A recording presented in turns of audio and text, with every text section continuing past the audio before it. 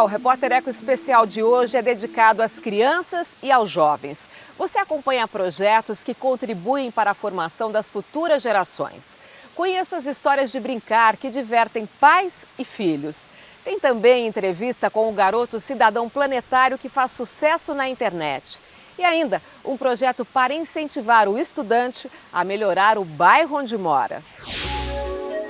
O projeto Criativos da Escola ensina o aluno a participar desde cedo da construção de um lugar mais agradável para viver. Uma conversa com o Gustavo Gomes Silva dos Santos. Aos 11 anos de idade, ele tem o perfil de um líder que sonha com um mundo melhor para todos. E 3 educadoras unem o universo infantil às cantigas e danças da cultura popular brasileira.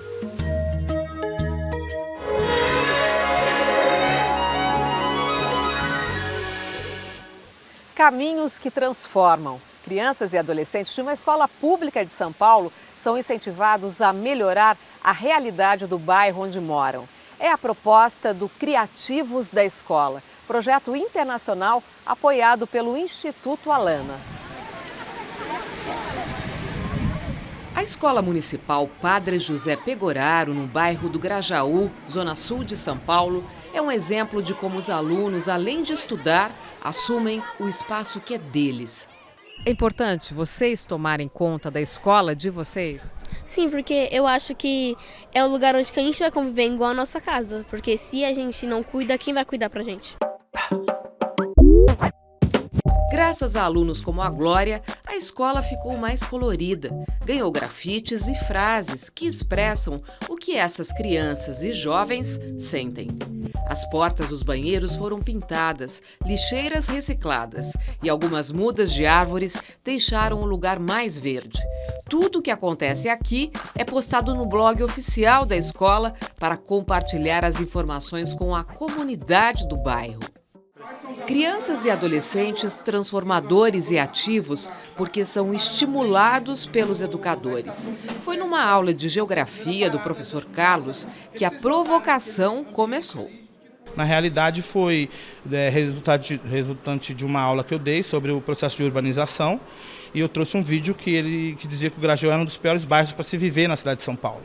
E eles se indignaram com isso e eles quiseram mostrar que o Grajaú não era um lugar tão ruim. Aí que começou, né, a nossa mobilização em parcerias com pessoas, com profissionais, para nós montarmos um vídeo mostrando que o Grajaú é o melhor lugar de São Paulo para se viver. Eduardo é um dos estudantes que botaram a mão na massa. Ele foi conhecer de perto o bairro onde nasceu e ajudou a editar o documentário Grajaú, a minha história começa aqui. Vídeo que já teve mais de 5.000 visualizações na internet. Entrevistamos pessoas que moravam no bairro e pessoas que frequentavam o nosso bairro para ver qual o ponto de vista de cada uma dessas pessoas e podemos dar a opinião delas também no nosso documentário. Muita gente critica que é um lugar longe, distante, não tem isso, não tem aquilo. Mas a gente tem uma das maiores matas, sabe? A Mata Atlântica, está do nosso lado, sabe? Uma das maiores represas em área habitada, que é a represa Billings, está do nosso lado, sabe? Isso é vida. O nosso Grajaú é bem melhor do que eles falam. O que tem de bom aqui no seu bairro, que você gosta? Eu gosto de parque, de água, muitas coisas. Eles se tornaram protagonistas, eles se tornaram muito mais conscientes do papel deles na escola, não só na escola, mas no bairro também. Reivindicam muito mais do que reivindicavam, né? Vão até a sala da coordenadora, vão até a sala dos professores. A transformação dessa escola no Grajaú faz parte de um movimento muito maior, global, que já está em 35 países e já mexeu com a vida de mais de 25 milhões de crianças e adolescentes. A ideia do projeto é dar uma oportunidade a esses estudantes de mudarem a própria história. 4 verbos: sentir, imaginar, fazer e compartilhar são os pilares do Designer for Change, criado em uma escola da Índia e que ganhou no Brasil o nome Criativos da Escola. Carol Pasquale, diretora de comunicação do Instituto Alana, organização que apoia projetos que defendem os direitos das crianças, é também a coordenadora do projeto, que está no site criativosdaescola.com.br. Exemplos na internet podem inspirar outros educadores e alunos pelo país a mudarem para melhor suas realidades. Devolve à criança e ao adolescente a posse da cidade. Eles se apropriam desse ambiente que volta a ser deles, né? A gente rompe um pouco essa lógica do medo, do muro, é um lugar de passagem para ser um lugar que eu ocupo de fato. E eu acho que ele é um projeto profundamente transformador no sentido em que ele mostra para a criança que se ela fizer e se ela se articular para fazer, ela tem uma força que acho que ela talvez nem imaginasse que ela tem.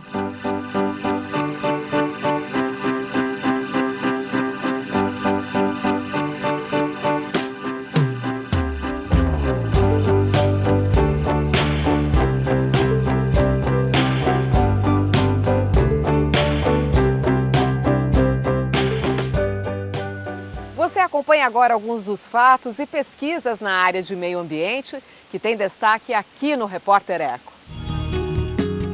O Chile cria uma grande área marinha protegida na Ilha de Páscoa, sul do Oceano Pacífico.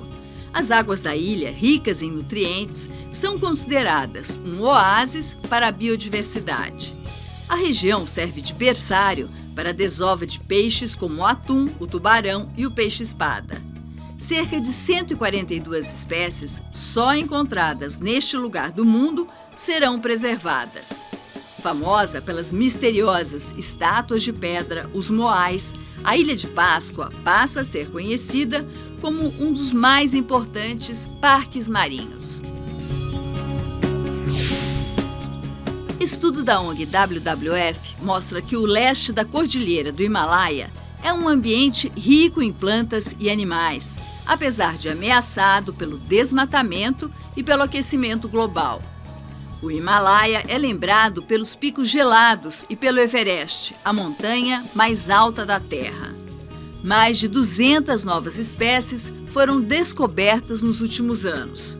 É o caso de uma rã de olhos azuis e um peixe que anda e respira fora d'água por até 4 dias.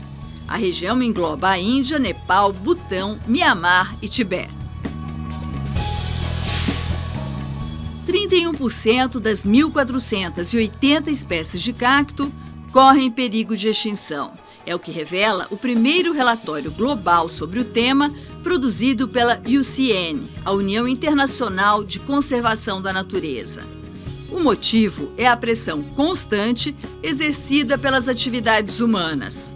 As principais ameaças são o comércio ilegal de plantas e sementes para a indústria de horticultura e a exploração sem controle. O cacto é fonte de água e alimento para muitos animais. A NASA, Agência Espacial Norte-Americana, abre o acesso na internet de um arquivo com fotos raras e históricas da conquista da Lua. São mais de 1.000 imagens feitas durante as missões Apollo, entre 1961 e 1972. Elas foram escaneadas e estão disponíveis em alta resolução pelo Flickr. Anote a página em inglês www.flickr.com/fotos com PH/Project Apollo Archive. E aguarde só um instante. Conheça as Histórias de Brincar, projeto de 3 jovens educadoras que promove encontros divertidos com crianças a partir de danças e cantigas da cultura popular brasileira. E a seguir, uma conversa com o Gustavo, o garoto que faz sucesso na internet. O Repórter Eco volta daqui a pouco.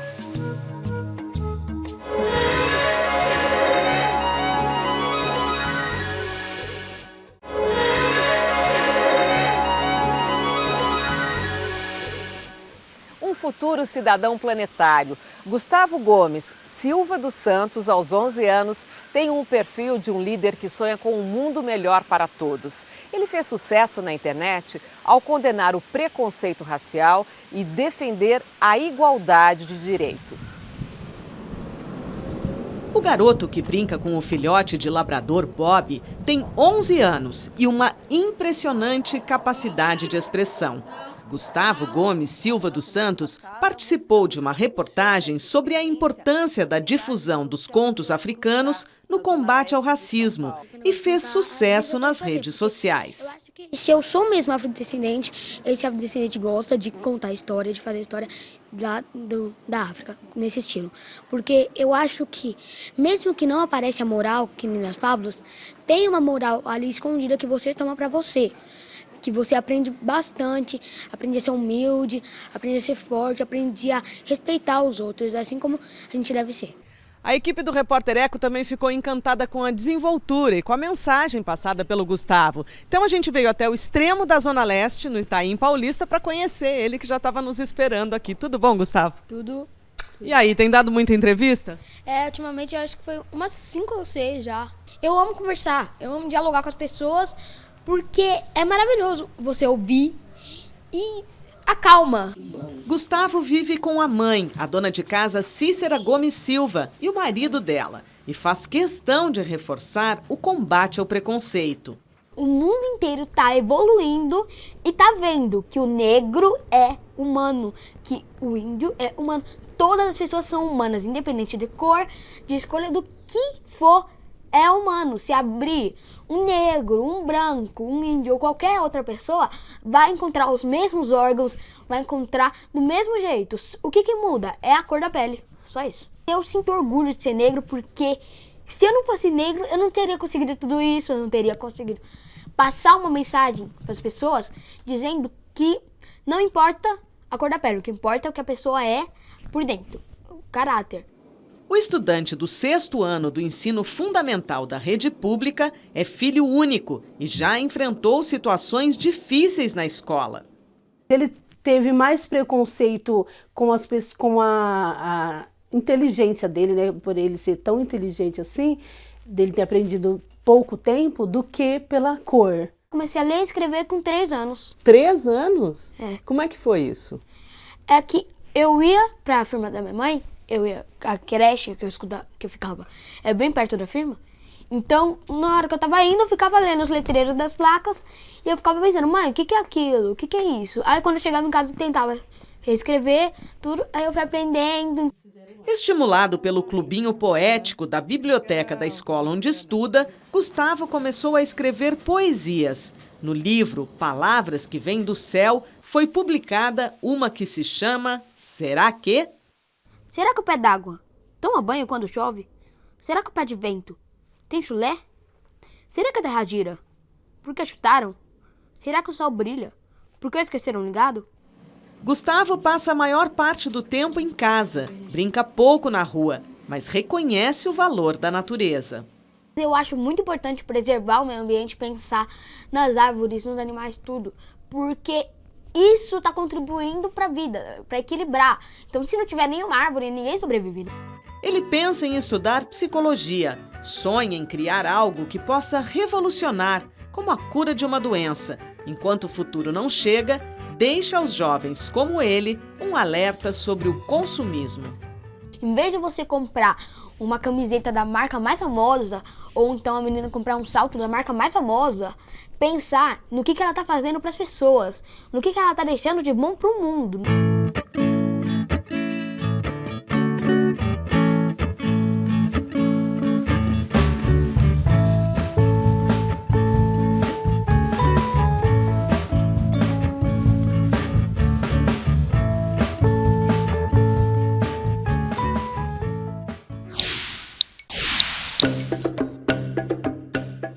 Precisamos partir no Brasil, sem perda de tempo, para políticas e ações muito eficazes na área da saúde e da educação das crianças.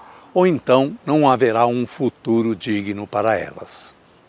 Nada menos de 2.300.000 alunos do terceiro ano do ensino fundamental têm baixo aprendizado em português, matemática e solução de problemas. Os textos que produzem são ilegíveis, diz a Avaliação Nacional da Alfabetização. Eles mesmos não conseguem entender a finalidade de textos que leem ou localizar neles alguma informação. E embora o Brasil seja o país com mais dentistas no mundo, 56,6% das pessoas, grande parte crianças, não vão a dentistas. Entre crianças e adolescentes até 17 anos de idade, são quase 70%, mais meninos que meninas. Não é só. Segundo o IBGE, 1 em 5 crianças brasileiras entre 5 e 9 anos de idade já é obesa. E diz a Organização Mundial de Saúde que no passo atual chegaremos a 2025 com 75 milhões de crianças no país obesas ou com sobrepeso, porque se movimentam muito, permanecem muito tempo sentadas, várias causas. Mas algumas das questões mais graves se devem a baixos recursos financeiros nas áreas de saúde e educação. A primeira sofreu um corte de 11,7 bilhões de reais no orçamento federal este ano, mesmo só cobrindo pouco mais de metade dos gastos totais no setor. A educação perdeu 7,4 bilhões. É preciso mudar rápida e drasticamente esse quadro se nós quisermos assegurar um futuro digno para as nossas crianças e adolescentes.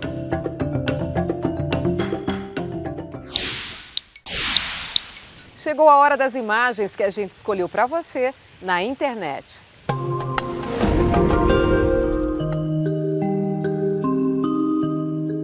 A luta pela sobrevivência do bebê orangotango. Este é o Bud. Ele vive em uma reserva do Sudeste Asiático com outros filhotes. Caminha, come e se equilibra em galhos de árvores e cipós sem qualquer dificuldade. Nem parece o pequeno primata que há meses chamou a atenção dos usuários da internet por ser vítima de maus-tratos. Essas imagens são da época em que ele chegou com menos de um ano ao Centro Britânico de Recuperação da Vida Animal, situado em Ketan, na Indonésia. Bud foi mantido preso em um galinheiro por uma família da ilha de Bornéu. Só era alimentado com leite condensado. Desnutrido e à beira da morte, foi entregue à ONG internacional. Não conseguia ficar sentado e muito menos em pé. Tinha braços e pernas atrofiados pelo confinamento. Em pouco tempo, com muito carinho, exercícios e cuidados especiais, Bud aprendeu a andar e a comer sozinho. Ele melhora a cada dia. Os veterinários esperam que, quando crescer e virar adulto, Bud será um orangotango saudável. A história emocionante de um dos primatas mais inteligentes e sensíveis da Terra pode ter um final feliz.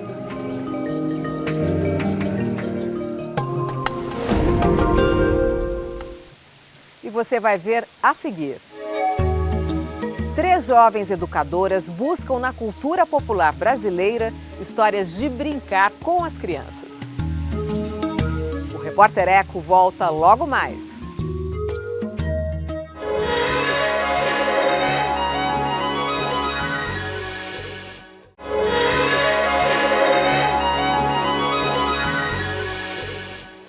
Três jovens educadoras usam as cantigas e danças da cultura popular brasileira para animar os encontros com as crianças. Elas inventaram as oficinas Histórias de Brincar, com muita diversão e arte.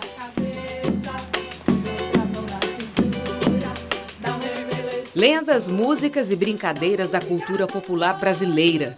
Paixões em comum que promoveram o encontro dessas 3 educadoras com o universo infantil. A gente trabalha em cima dos ciclos da cultura popular brasileira. Então tem o ciclo do Carnaval, São João e Natal. Dentro de cada ciclo tem uma série de manifestações, folguedos, brincadeiras, músicas, danças. Então, em cada região do país tem esse conjunto de possibilidades, né? Então, e tudo isso vem dessa ideia do que é ser brasileiro, né?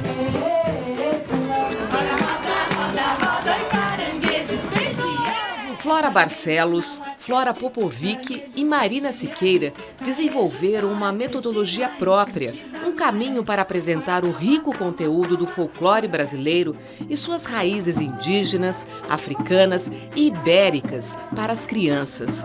Desde 2014, elas organizam as oficinas Histórias de Brincar em espaços culturais e praças públicas.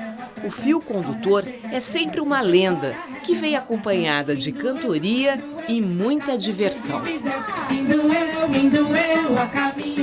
O importante é atingir essa transformação do olhar e conseguir fazer com que as pessoas que estejam na oficina imaginem que elas estão numa floresta cheia de bichos, ou num castelo, ou enfim, num mundo que ainda não é mundo. Essa construção de mudança desse olhar, eu acho que é o mais importante. Durante as oficinas, as crianças aprendem a construir o próprio brinquedo. A gente transforma materiais de uso cotidiano e que muitas vezes vão ser descartados em coisas que alimentam a fantasia, né? Então, uma folha de jornal pode virar uma coroa. As fitas de papel crepom vão colorir para fazer uma piaba, um peixinho que a gente vai brincar, que pode virar um arco-íris. Peneirinha de Cuba. Reciclar materiais e, ao mesmo tempo, renovar o encontro entre a criança e o adulto. Um dos objetivos é ter esse momento entre pai e filho, e adultos e crianças, independente de serem filhos ou não, né, como é uma oficina para várias pessoas, dessa interação entre eles, assim, desse momento que os dois possam construir uma cumplicidade nesse brincar. Nas oficinas não importa quem é criança e quem é adulto. O brincar é o fundamental, defendem as educadoras. A cultura popular foi apenas um caminho que elas encontraram para ajudar neste desafio. A gente, através desse vínculo, desse encantamento da brincadeira, das narrativas e das histórias, a gente vai ensinando o que é ser brasileiro, fazer parte dessa cultura, desse lugar, desses enredos todos, né? E o brincar, na verdade, é a coisa mais importante para a criança, né? A criança pequena, ela se socializa através do brincar, ela cria a brincadeira, né? O que a gente chama de culturas infantis, ela cria as próprias culturas, né? Através da brincadeira. Quer saber mais sobre essas histórias? Acesse facebook.com/histórias de brincar. E boa diversão. Para acabar, eu quero ver um tsunami, uma onda gigante dessa roda. Prepara. 1, 2, 3 e... Muito bem! Se você quiser rever as reportagens, entre no nosso site, anote os endereços na internet. tvcultura.com.br/repórtereco. No Facebook é só curtir a página facebook.com/repórtereco. E em homenagem às futuras gerações, a gente encerra hoje com uma frase de Manuel de Barros, o poeta brasileiro que conhecia como ninguém a linguagem das pedras, das plantas, dos animais e das crianças. Veja só o que ele dizia. Acho que o quintal onde a gente brincou é maior do que a cidade. A gente só descobre isso depois de grande. A gente descobre que o tamanho das coisas há que ser medido pela intimidade que temos com as coisas. Assim como as pedrinhas do nosso quintal são sempre maiores do que as outras pedras do mundo. Repórter Eco, até o próximo programa.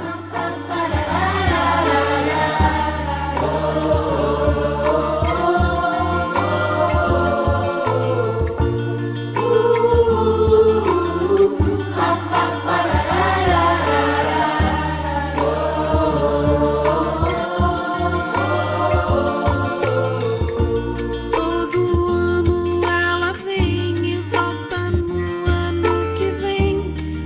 plantar.